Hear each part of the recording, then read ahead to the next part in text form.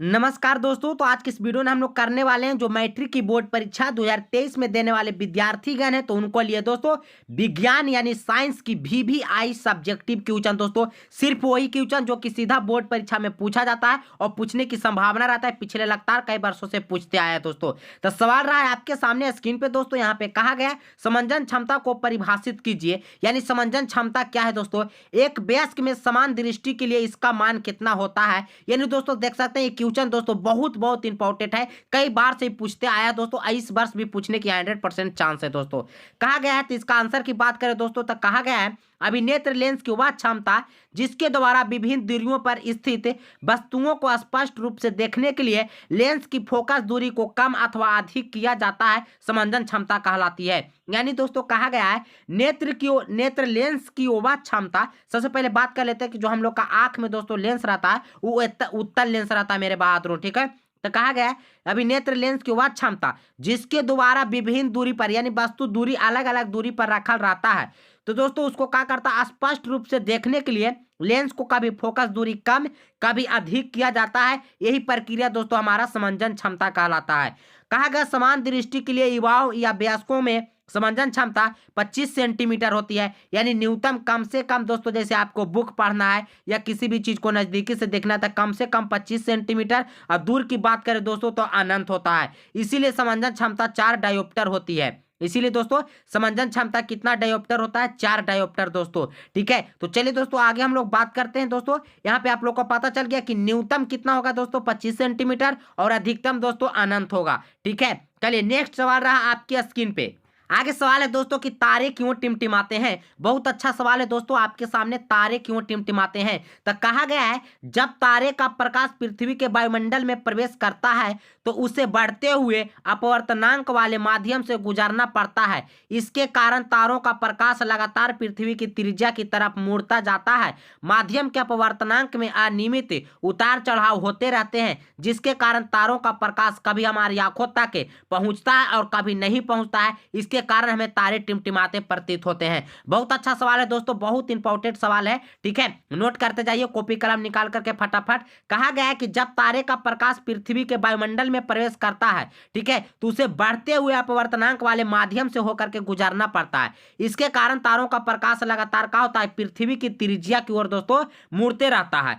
माध्यम के अपवर्तनांक में अनियमित उतार चढ़ाव होते रहते हैं जिसके कारण तारों का प्रकाश कभी हमारो आंखों तक पहुंच पाती है और कभी नहीं पहुंच पाती है, जिसके कारण तारे हमें कैसा दिखाई देता है, टिमटिमाते हुए दोस्तों। चलिए बहुत अच्छा सवाल था। चलिए दोस्तों चलते हैं नेक्स्ट सवाल की ओर दोस्तों।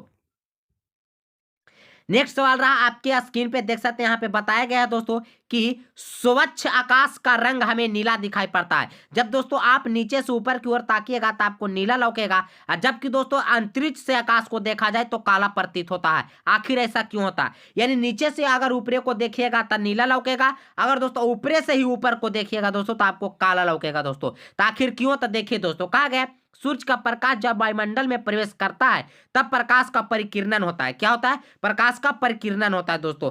लाल रंग का परिकिरणन सबसे कम होता है जबकि नीले रंग का परिकिरणन सबसे अधिक होता है दोस्तों, ठीक है। यहाँ पे ऑब्जेक्टिव भी याद रखिएगा कि लाल रंग का परिकिरणन सबसे कम होता है और बैगनी थी नीले रंग की परिकिरणन सबसे अधिक होता है, ठीक है। यानी कि लाल रंग बहुत कम बिखरता है। रंग के परिकिरणन में नीले रंग की अधिकता होती है, इसीलिए आकाश का रंग नीला दिखाई देता है। अंतरिक्ष में प्रकाश का परिकिरणन नहीं होता है, यानी ऊपर में प्रकाश का परिकिरणन नहीं होता है, इसीलिए अंतरिक्ष यात्री को आकाश काला दिखाई देता है। यानी अंतरिक्ष यात्री को दोस्तों आकाश काला दिखाई देगा, अगर आप पृथ्वी पर से देखिएगा आकाश को दोस्तों तो आपको नीला दिखाई देगा। बहुत अच्छा सवाल है। चलिए नेक्स्ट सवाल दोस्तों, ये तो कई बार बोर्ड एग्जाम में पूछा हुआ सवाल है जी। देखिए यहाँ पे कहा गया है रेलवे सिग्नल का प्रकाश लाल रंग का ही क्यों होता है। दोस्तों बहुत अच्छा सवाल है, ठीक है। कई बार बोर्ड एग्जाम में देखिएगा पूछा हुआ है क्वेश्चन बैंक में, ठीक है। रेलवे सिग्नल का जो खतरा का संकेत रहता है ना, तो ऐसे भी पूछ देता है डायरेक्ट कि खतरे का संकेत में लाल रंग का उपयोग क्यों किया जाता है। और ऐसे भी बहुत अच्छा सवाल है रेलवे सिग्नल का प्रकाश लाल रंग का ही क्यों होता है।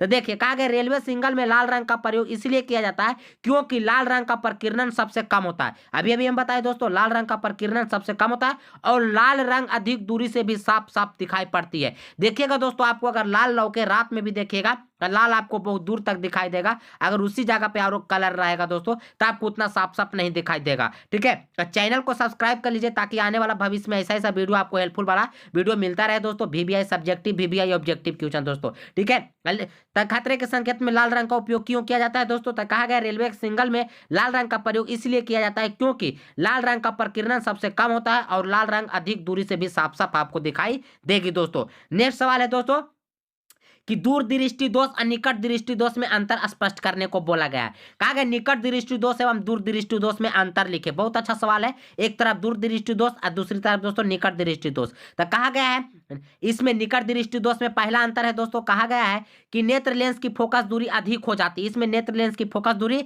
अधिक हो जाती है, इसमें नेत्र लेंस की फोकस दूरी क्या हो जाती है? कम हो जाती है। नेक्स्ट है दोस्तों आपके सामने कहा गया है यहाँ पे कि नेत्र गोलक लंबा हो जाता है, इसमें नेत्र गोलक छोटा हो जाता है। बहुत अच्छा सवाल है। दूसरा अंतर है दोस्तों नेत्र गोलक लंबा हो जाता है, नेत्र गोलक छोटा हो जाता है।